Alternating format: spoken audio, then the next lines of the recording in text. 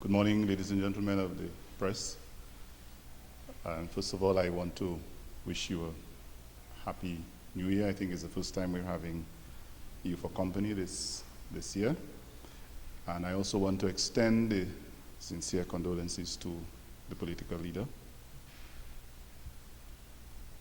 Ladies and gentlemen, over the last few days since the reopening of school, there have been much discussion about the timing and the reopening of school amidst the spike of COVID cases, particularly in our source markets.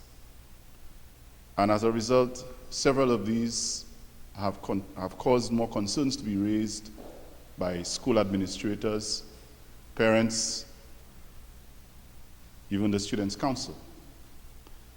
Several of these issues were highlighted by the First Deputy, so I will not repeat them.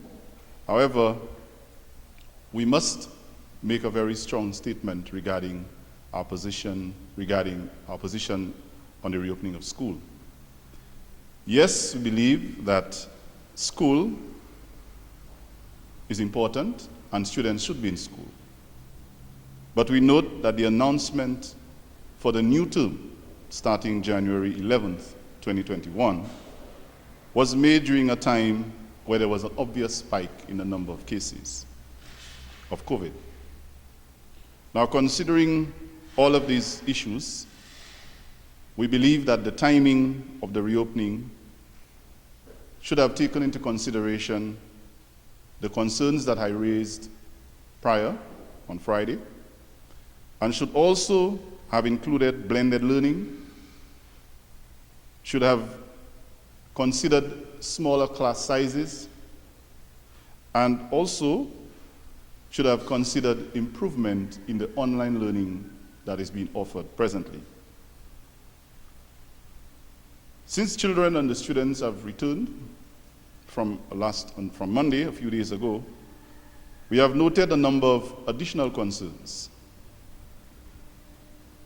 It appears that there is insufficient support for students who have health concerns.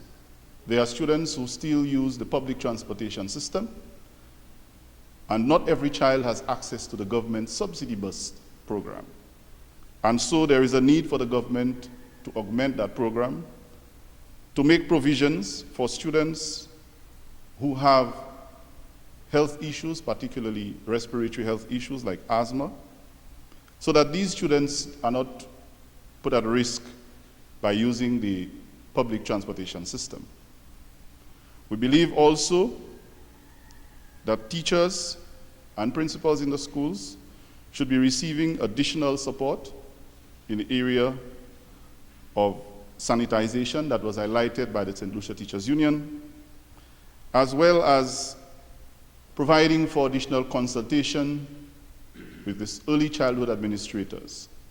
They mentioned that last week, and to date, we have not heard that there has been any progress in that regard. We must appreciate the importance of early childhood and the delicacy and the vulnerability level of children below the age of 5 who have to leave their homes and to be in the care of the custodians who are the administrators. The concerns that were expressed by the National Students' Council must be noted, because they are one of the key stakeholders in all of this. The National Students' Council made it very clear that they do not believe that schools should be reopened. And against that backdrop, as an educator myself, and as responsible citizens, we cannot ignore the call made by students who are being directly impacted by what is happening. If we listen to no one else, we need to pay attention to the students. We've heard of the issue of deep cleaning and sanitization that still remains a concern. When school was previously opened in September, that was being done. The Ministry of Education and the government has not given us a clear reason why this is not being done. We also call for something that we have mentioned before, as mentioned earlier by the First Deputy, but I will reiterate. that the laptop program be reinstated. This is an opportunity for the government to apologize for the mistake that they made and reinstate that program. To beef up the disinfecting of schools, to ensure that every school has a health aide, and at least at the district level, that this service is available to every school in the event that there is a problem. The augmenting of the bus subsidy program, as mentioned before, must be considered seriously.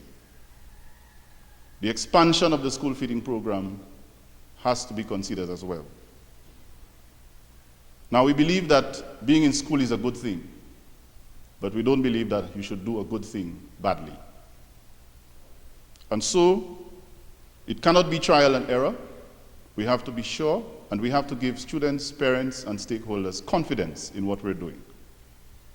And so I call on the government to address these legitimate concerns and these issues that we've raised, as well as the issues that were raised by stakeholders, such as the Teachers Union, the early childhood educators, and most importantly, the Students' Council.